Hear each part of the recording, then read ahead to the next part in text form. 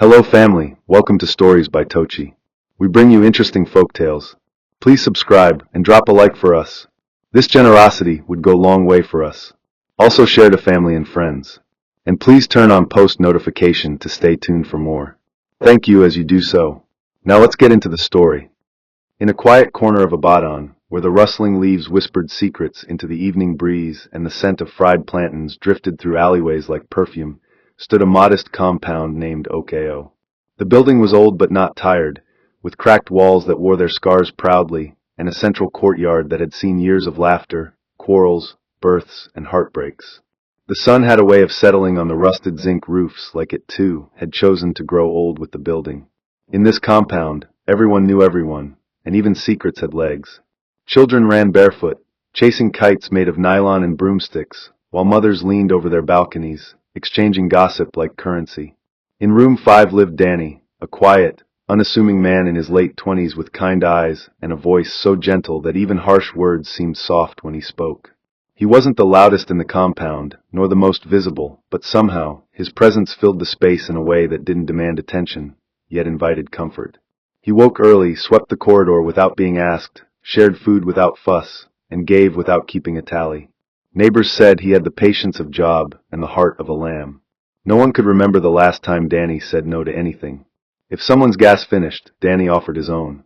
If someone needed small money, Danny had it, even if it meant giving out the last crumpled note in his pocket. He was the kind of man people leaned on, without realizing they were leaning. Next door in room 6 was Kemi, whose laughter rang like bells through the compound, and whose confidence filled whatever space she entered.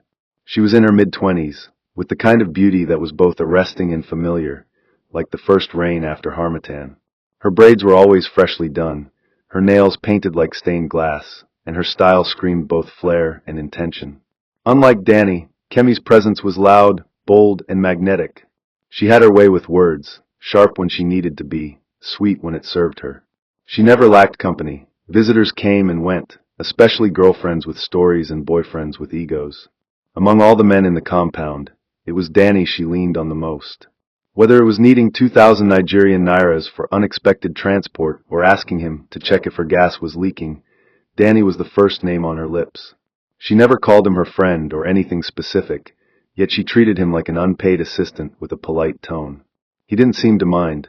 In fact, Danny often smiled when she called. He'd walk into her room with his phone in hand, his voice barely above a whisper, always ready to help. The compound folk watched them with knowing eyes. "This one na future husband," the older women joked. But Danny never said much in response.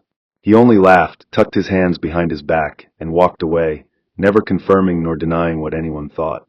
Deep down, though, there was something tender about how he looked at Kemi when she wasn't watching, something quiet and buried, like a secret he wasn't sure he had permission to tell. Okeo compound had its own rhythm, and Danny had become a steady drumbeat in its song. The people trusted him. Even the landlord, a hard man who rarely smiled, often handed Danny the monthly utility money to sort out. The compound wasn't rich, but it was alive. Mornings brought the cry of roosters and the smell of oji boiling on firewood stoves. By noon, traders shouted down the road and motorbikes zipped past, their riders yelling into the wind. Evenings were for talk. People gathered on verandas, discussing politics, football, or the latest wedding. And through it all, Danny remained Danny. He didn't drink, didn't chase skirts, didn't know anyone. He was the type of man people often overlooked until they needed him. Yet he never asked for more than a thank you. He gave because that was how he was wired, not because he was looking for something in return. But there was a quiet ache he never spoke of, a longing that bloomed whenever he heard Kemi laugh with someone else, or when she mentioned another man in passing. Sometimes he caught himself hoping that maybe, just maybe, she saw him the way he saw her. But he never asked, never dared. He was content in his role, even if it meant hiding behind his own silence. For Danny, it was better to be needed than to risk being unwanted. There were days when he thought he caught something in Kemi's eyes, a lingering glance, a softer smile, a subtle thank you that felt like it carried more weight. But those moments were fleeting, like mist in the morning sun. Just when he thought he saw a crack in the wall she had built around herself, she would say something casual, cold even, and the warmth would vanish. Still, Danny didn't retreat. He remained the shoulder to lean on, the wallet she tapped into, the helper who asked no questions. And so life in Okeo continued. On the surface, it looked like a small, happy ecosystem where everyone played their part. But under that calm surface swirled quiet tensions, unspoken words, secret affections, unnoticed wounds. And while Kemi lived her life freely, unbothered and unfiltered, Danny carried something inside him he couldn't explain. He wasn't in love, at least not the kind that burns hot and fast. His affection was like a candle left in a corner, slow burning, unnoticed, but consistent. He thought kindness was enough. That one day she'd look past the softness and see the strength underneath. But for now he waited, because Danny, as peaceful as he was, had never truly been tested. And sometimes the softest hearts bleed the loudest when they break. Unbeknownst to him, a day would come when his silence would speak, and when it did, the echoes would be too loud for Kemi to ignore. There are certain mornings in Abadan when the air feels heavier than usual, not because of rain or harmattan, but because the day carries something it has not yet revealed. On this particular Saturday, the air hung low over OKO compound, thick with humidity and the faint scent of jollof rice from the kiosk across the street. Danny stood in his room, facing the cracked mirror nailed to the wall. A blue plastic comb stuck out of his back pocket. He had laid out his clothes since the night before, his best shirt, white with a small pattern on the collar, paired with navy jeans that hadn't seen daylight in months. He pressed them himself, slowly and carefully, the way one prepares for something sacred. There was an unusual tension in his chest, a knot that tightened each time he glanced at his phone. The girl he was going to meet, Tolu, a nurse from Bodija, had agreed to finally see him in person after weeks of chatting online. They'd connected over simple things, long work hours, shared music tastes, and random discussions about how hard it was to trust people. She seemed sweet, grounded, and a little tired of the same kind of men. Danny felt a strange sense of responsibility not to disappoint her. He didn't know what would come of the meeting, but for the first time in a long time he felt seen. As he sprayed on the last of his perfume, he realized he hadn't felt this nervous since secondary school, when he read a poem for a girl and forgot the second verse halfway through. Danny took one last look at himself before stepping into the corridor, where the afternoon light painted golden stripes across the floor. The usual sounds of the compound drifted around him, water running from the backyard tap, a radio playing Fuji music somewhere, and a child's cry bouncing off the walls. He hesitated at his door, then took a few steps and, without even thinking, walked toward room 6. He found Kemi's door open, as it often was during weekends. She was on her bed, one leg bent, scrolling through her phone, and beside her sat Aisha, her close friend from across the street, who had come over with a bag of chin-chin and a bottle of malt. Kemi looked up, surprised but amused. "Aha, see Danio. You look like you're going for a wedding." Danny chuckled, rubbing the back of his neck. "No, just going out. Just wanted to check. How do I look?" Aisha grinned, eyeing him from head to toe. "You look good, Abeg. Clean and sharp." Kemi nodded. "Yes, you try. You don't dress up like this often." Danny gave a small laugh, thanked them, and excused himself.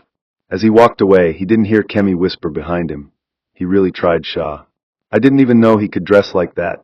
Aisha raised an eyebrow. "So you know even day look your neighbor well?" Kemi waved her hand dismissively, mouth already full of chin-chin. Danny, however, had no idea what trail of thoughts he'd left behind. He was too focused on the minutes slipping by and the excitement building with each vibration from his phone. The ride from the compound to Bodija was meant to take no more than 15 minutes, but Danny never made it out of Makola. Just as he reached the edge of the main road, his phone buzzed in his pocket. He stepped aside and answered the call, pressing the phone tightly against his ear as the wind tried to snatch the words away. "Danny, I'm really sorry." Tolu's voice came, soft and hurried. "There's been an emergency at the hospital. I have to stay in. Can we reschedule?" Her tone left no room for blame. It wasn't personal, just unfortunate. Danny stood quietly, processing the news. He didn't feel angry, just deflated, like someone had untied a balloon he had been holding all week. "No problem," he said after a pause, then ended the call and looked at the world around him. People were still walking, cars honking, life moving without regard. He turned around slowly and made his way back toward the compound. His shoes felt heavier with every step. By the time he reached the gate, the excitement had fully drained from his face. He didn't want to go back into his room. He didn't want to change or lie down and think. So he did what felt natural. He turned toward Kemi's door again, hoping for mindless conversation, some background chatter to drown out the echo of disappointment. The door to room 6 remained slightly open, as if inviting him back in. He stepped close, hand raised to knock, when he heard his name. Honestly, Aisha's voice came, Danny's a fine guy. You've been collecting from him since. Why not just give the guy a chance? Kemi's laugh followed instantly, light but firm. A beg, make we hear word. That one. He's soft like pap. I can't date someone like that. Before you say anything, he has already done it. That's not a man, that's a puppet. Aisha said nothing. Danny didn't either. He remained still, like a statue in human clothes. Inside him, something cracked, not from rage but from realization. All the small gestures, the borrowed change, the late-night favors, all of it had formed a picture in her mind that painted him as weak. Not kind. Not thoughtful. Weak. He didn't wait to hear more. He turned, heart sinking like dusk behind Bodija Hills, and returned to his room without a sound. He didn't bother undressing. He didn't touch his phone. He sat on his bed and stared at the wall, and for the first time in many years, the man everyone leaned on didn't know how to hold himself together. There's a silence that doesn't knock before entering. It simply walks into the room and sits beside you. That was the silence that curled up next to Danny that evening, breathing down his neck as he sat still on his bed. The low hum of a distant generator served as the only sound, but even that seemed muted in his ears. He stared at the curtain that fluttered gently, disturbed only by the occasional wind that sneaked in from the tiny window above his bed. The walls of his room felt unfamiliar now, as though they were suddenly seeing him for the first time in all his naked emotion. Every time he blinked, her words returned like echoes in a well. Puppet. Soft. God forbid. He wasn't angry, not in the way people shout or slam doors. Danny's pain didn't come out in noise. It folded inward, neat and quiet, like a letter sealed and placed in a drawer never to be opened. His face was blank, but inside, everything had shifted. The weight of what he heard was not just about rejection, it was about betrayal. He had never asked Kemi for anything. Not her attention, not her affection, just the respect not to be mocked like a fool when his back was turned. His mind wandered through memory's corridor, times he had helped her buy gas late at night, the days she borrowed money and said, "I'll return it next week," without ever trying to. None of those moments had felt like losses before. But now, in the dimness of this realization, they all looked like unpaid debts written in kindness. When the sun finally set, it didn't feel like the end of a day, but the end of something deeper.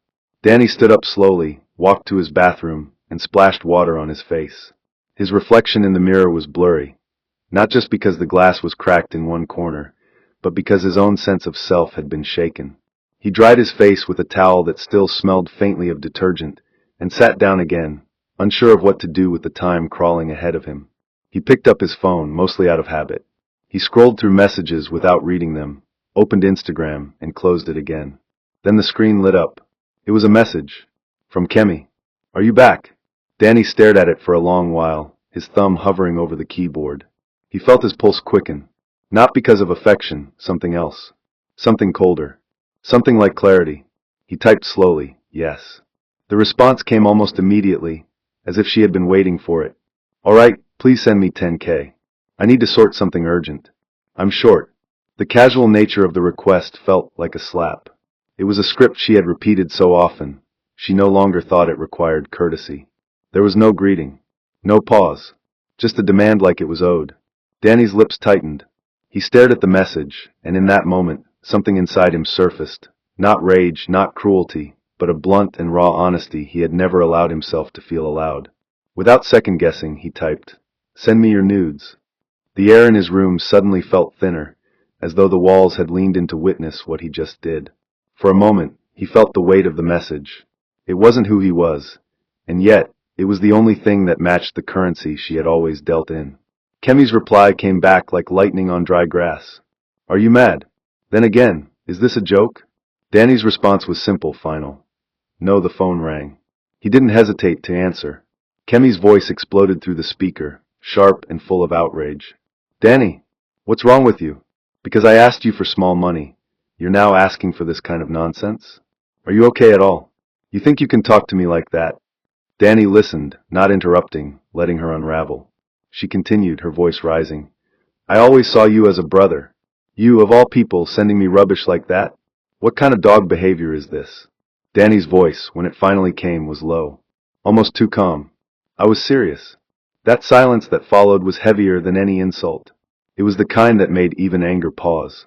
And then she shouted one last time, cursed again, and ended the call. Danny placed the phone down gently, as if it had become something sacred. He didn't pace the room. He didn't punch walls. He just sat back and let the silence walk in again, but this time he let it stay. The next day, and every day that followed for weeks, passed like wind that touched everything but left nothing moved. Danny and Kemi became strangers bound by the same space, but divided by invisible wire. The compound noticed, but no one spoke. The absence of their usual exchange was like a radio turned off in the middle of a song. Kemi no longer called out to him from her door. Danny no longer offered to help when her power tripped or her tank leaked. They passed each other on the corridor like two clouds refusing to touch. Her eyes, when they met his, were a mix of confusion and something she couldn't name. His were unreadable, like curtains drawn over a window no one was allowed to open. In public she maintained her usual charm, still laughed loudly, still entertained guests, but her voice lacked its usual brightness. In private, she scrolled through old chats with Danny looking for signs, looking for a moment she might have missed, something that would explain how a gentle man could suddenly throw fire from a mouth once filled with only water. She remembered the times she joked about his softness with her friends, how she thought it harmless, even funny. But now those memories had turned sour in her mouth. Regret has a strange way of showing up late to a party it was never invited to. Still, pride kept her from reaching out again. She felt wronged, even though somewhere inside her, a tiny voice whispered she had played a part in drawing out the version of Danny she didn't know existed. But by then, the damage had been done, not in an explosion, but in a quiet shift that neither of them could undo. The change wasn't loud. It didn't arrive like a storm or a quarrel or a slammed door. It came in small things, unspoken, delicate, but deeply felt. Kemi began to notice that Danny no longer left his door ajar like he used to.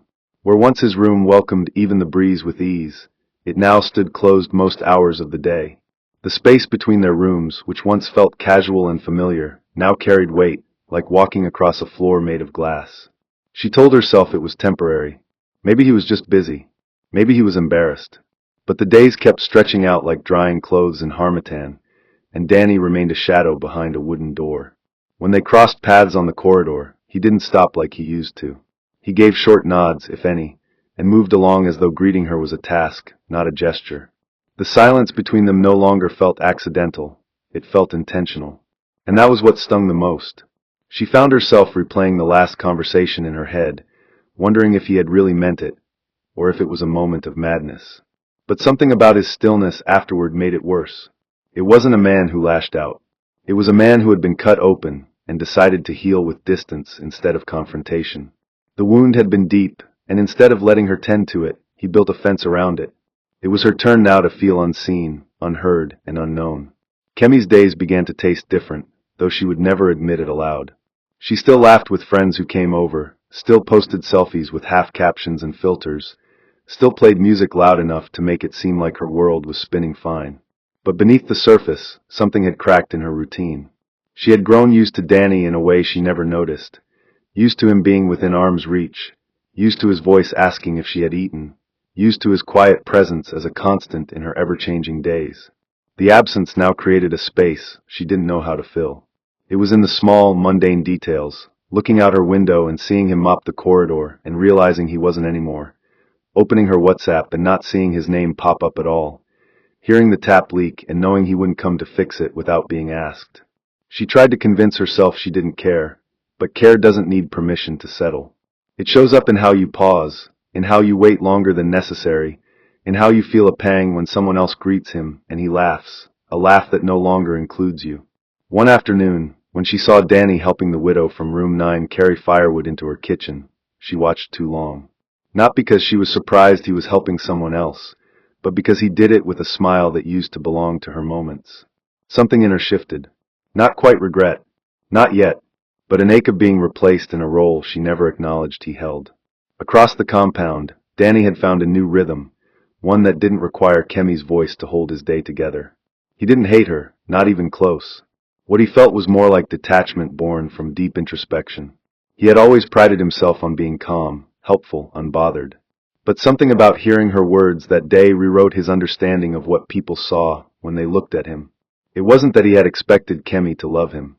He never even believed she saw him in that light. But he had assumed, wrongly, that his kindness was at least respected.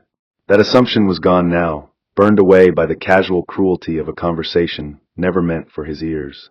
He didn't stop being kind, but he became selective. Where he once responded to every knock, he now listened first. Where he once gave without checking his wallet, he now counted. Not from bitterness, but from awareness. The old Danny operated from a place of endless giving. The new one had learned that kindness without boundaries breeds quiet resentment. He wasn't building walls. He was planting fences with gates. Some people could still enter. Others had to knock twice. He still helped Mama Irene with her market bags, still gave Sunday from room 8 his old textbooks. But the door between him and Kemi was no longer just closed. It was locked from within, and he had swallowed the key. On a Thursday evening that felt more like a slow page from a forgotten novel, Kemi finally stood at Danny's door. It had taken everything in her, pride, guilt, ego, confusion, to walk those few steps. She didn't knock immediately. She stood there, staring at the faded green paint, listening for signs of movement inside. She had rehearsed a line in her head a dozen times. "Can we talk?" But the words felt heavy now, like stones in her mouth. After a minute, she raised her hand and knocked softly. No answer. She waited, then knocked again, this time a little louder. She could hear the low hum of a fan inside. He was home. She knew it. After the third knock, still no response came. She stepped back slightly, eyes on the door, heart pounding, cheeks burning. There was no malice in Danny's silence. It wasn't a punishment. It was a message, a declaration of finality spoken without a single syllable. She turned around slowly, walked back into her room, and sat at the edge of her bed. Outside, the compound went on. Children played, someone was frying akra, a neighbor cursed at a faulty generator. Life didn't pause for unspoken apologies. But in her room, the quiet was different. It pressed against her ribs, thick and unrelenting. She lay down without changing her clothes, eyes wide open, trying to remember the exact moment when things changed. Not the day Danny sent that message. Not even the day she laughed at his softness. But the day she stopped seeing him as a man with weight, and began treating him like an option too soft to matter. Now that option had walked away, without slamming doors, without burning bridges. Just a quiet retreat that hurt more than 1,000 words ever could. There are certain shifts that don't announce themselves. They come quietly, wearing no shoes, walking between people who used to speak every day, and gently erase the closeness that once felt permanent. It was now 3 weeks since Danny and Kemi last exchanged words, but the silence had become more than just an absence of sound. It had turned into a language of its own. Around the compound, people noticed but said nothing. They knew when not to stir the stillness between two people who were clearly no longer as they used to be. Danny had become more withdrawn, but not in a way that made him invisible. If anything, his absence in Kemi's space made him more visible in other places. He spoke more with the kids that played after school, helped the elderly woman from room 2 sharpen her kitchen knives with a file he borrowed from a vulcanizer, and even joined a neighbor's uncle in repainting the side of the building. His energy was no longer scattered but focused, like someone who had decided to move his light elsewhere. Meanwhile, Kemi kept her routine sharp and polished. She dressed well, laughed when appropriate, and smiled at neighbors who passed her by. But anyone paying close attention could see that the light behind her eyes didn't burn as steadily as it used to. Her room, once a lively hotspot of conversations, music, and the sweet scent of body spray, now carried a stillness that felt unfinished, like a song paused mid-verse. Some nights, she stood by her window, watching the light from Danny's room flicker beneath the slits in his curtain, wishing things didn't turn out the way they did, but too stubborn to admit the ache forming roots in her chest. One Sunday afternoon, the compound was unusually quiet.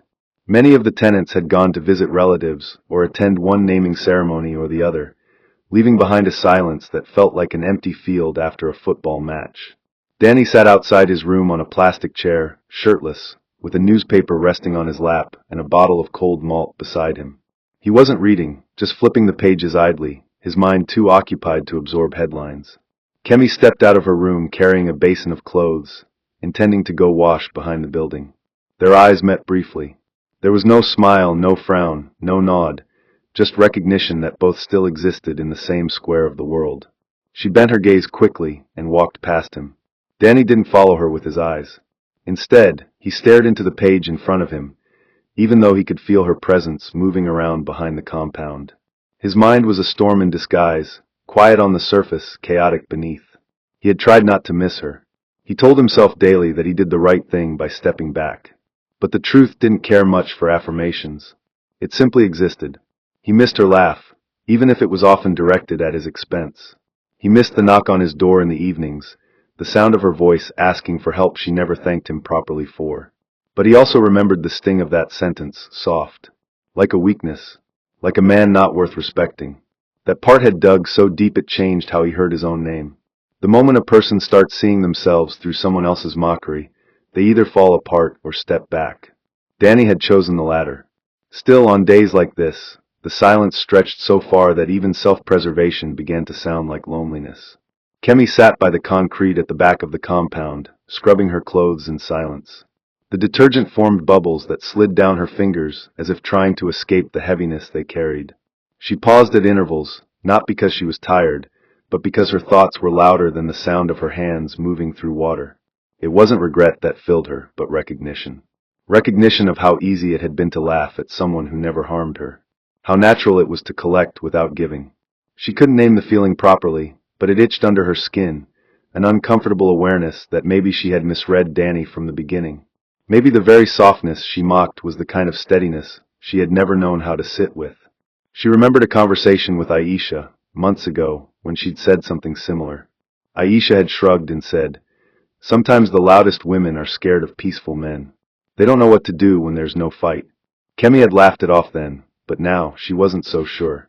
Her past relationships had been loud, men who argued, men who flirted with everything in skirts, men who made promises in the morning and broke them by night. Danny was different. He had been present, not in a way that demanded recognition, but in a way that made his absence feel louder than his presence ever did. She looked at the half-washed pile of clothes in front of her and realized she had paused again. The thought came quietly, without permission. What if she had thrown away something that wasn't trying to cage her, but simply stay? That night, the sky over Abaddon was painted with soft clouds and the occasional blink of distant lightning. Danny sat at his window, watching the wind flirt with the mango tree in the backyard. His phone vibrated beside him. He ignored it the first time. When it buzzed again, he glanced down.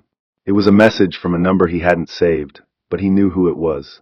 The message was short. "I'm sorry." That was all. No name. No explanation. Just those two words sitting alone in the chat like a child left on a doorstep. He stared at the screen for a long time. His thumb hovered, his mind racing through everything. What she said, what he replied, the silence that followed, and all the thoughts that had never made it into words. He placed the phone down slowly and leaned back in his chair. He wasn't angry, but he wasn't ready either. Some apologies feel like smoke. They rise into the air quickly but disappear just as fast, leaving behind no warmth. He knew it had taken something for her to say it. He also knew that forgiveness wasn't just about accepting someone back. Sometimes it was about accepting who they were when they hurt you. And so, he didn't reply. Not out of cruelty, but because he needed to feel like he mattered first, like his silence had not been in vain, like his pain had not been a quiet room no one entered. Outside, the breeze continued, and inside, Danny sat in stillness, letting the night carry the apology to wherever it needed to go, even if it never came back. The message remained unread for hours, not because Danny hadn't seen it, but because he didn't know what it meant to respond without undoing everything he had built in the silence. For weeks, he had been unlearning the version of himself that always said yes, always forgave before the offense was complete, always absorbed disrespect and packaged it as understanding. He knew that replying might look simple to someone outside the story, but to him, it felt like a decision that required mourning. Mourning the version of himself that used to crave her attention, her approval, her voice filling the emptiness of his evenings. He wasn't angry anymore. The fire that once flickered beneath his ribs had long burned out, leaving in its place something colder, something more enduring, distance. He remembered his mother once saying, "Even a palm tree gets tired of bending if the wind never stops." That was how it felt now. The bending had stopped, not out of bitterness, but exhaustion. That message, 2 words, short and late, couldn't sweep away the weight of what had already been broken. He wondered if she truly understood what she had done, or if she simply missed the version of him that made her life easier. And maybe that was the problem. Maybe he was tired of being the convenience. For once, he wanted to be seen not just as useful, but worthy. And so he did nothing. Not out of pride. Not out of revenge. but because silence was no longer a defense, it had become a choice. The following week unfolded slowly, with the days feeling like stretched fabric under the sun, quiet, long, and without certainty. Life in the compound settled into its regular rhythm, but there was a subtle shift, a pause between glances, a hesitation in footsteps that hadn't existed before. Kemi moved differently now. Not dramatically, not in a way that announced regret, but in the way people do when they begin to see clearly, softened edges, measured words, fewer visitors. She cleaned more, played music less, and lingered by her window longer than before. Sometimes she watched Danny from a distance, how he now kept to himself, how he moved with a calm that seemed almost foreign, like he had left her behind and found something else to hold on to. She thought about walking up to him, this time with something more than an apology, something real. But every time she rehearsed the words, they tasted strange in her mouth. What was she going to say? That she missed him? That she now understood? That she regretted using a kind heart like a free service? She hated how long it took her to realize what she had done. She hated even more that he no longer looked like he needed anything from her. That was the hardest part.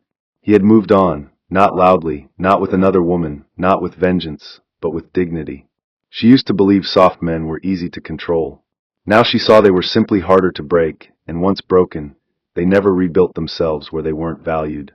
Her silence deepened, not because she had nothing to say, but because now, the words she had mocked were the ones she wished she could live up to. Danny's world had shifted in ways he hadn't planned. It wasn't a sudden reinvention, but a quiet evolution.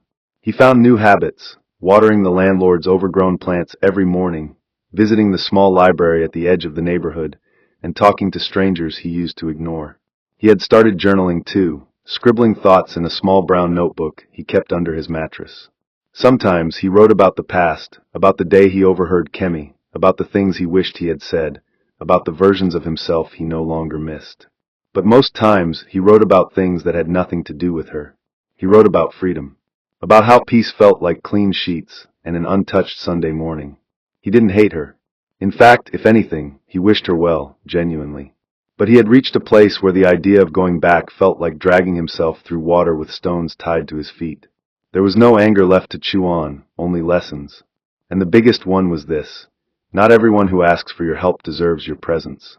He had always given pieces of himself without keeping track, but now he was building new rules.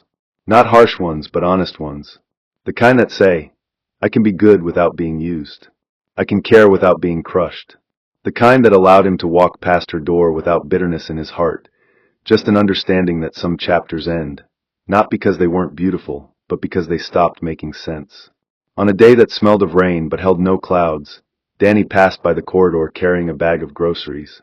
Kemi was sitting just outside her room, knees drawn up to her chest, hair tied back, wearing a wrapper and an old t-shirt. She looked up as he walked past, eyes meeting his for a second that felt longer than a minute. He paused, not from indecision, but from instinct. She opened her mouth to speak, but the words hesitated. He gave a polite nod and kept walking. She watched him disappear behind his door and stared at the empty space he left behind. It was in that moment she understood something no apology could fix. Sometimes people don't leave because they stop loving. They leave because they finally realize that loving alone isn't enough to make someone stay. She sat there quietly, not crying, not pleading, just still. And for the first time, her silence wasn't about pride. It was about acceptance. Inside his room, Danny unpacked his groceries and placed them neatly on the shelf. He played no music, made no calls. He sat by the window and let the breeze wash over his face. The chapter hadn't ended with a bang or a door slammed in anger. It had closed softly, like a book finished under dim light, with no plans of being reread. And in that softness, there was peace, not the kind that comes from winning, but the kind that comes from knowing when to stop trying. He didn't need closure. He already had what she never gave him when she had the chance: respect. If there's one thing this story teaches us, it's that being kind is not a weakness, and silence is not always surrender. Never let anyone make you feel small for having a good heart. Set your boundaries with grace. Give love, but never forget to give yourself peace too. And if you're lucky enough to find someone who values your softness as strength, hold them close. Not everyone sees clearly. Some people only realize the value of gold after they've thrown it into the fire. May your heart never be used against you. May your kindness attract those who cherish it, not those who exploit it. May you never be taken for granted, and may your silence speak louder than your pain. May your peace grow deeper than your wounds, and may you always have the wisdom to walk away from anything that no longer honors your spirit. May love find you whole, and may it meet you with respect, not expectation. May your days be full of quiet joy, your nights full of clarity, and your spirit always full of strength, even in softness. And so we pray. May your soul never beg where it is meant to reign. May your tears never be wasted where your smile was ignored. And may you always have the courage to choose yourself, even when it hurts. Amen. Can you say that loud? Amen. Hope you enjoyed this interesting story. Please don't forget to like, share, and subscribe to our YouTube channel. Turn on post notifications. See you on our next story.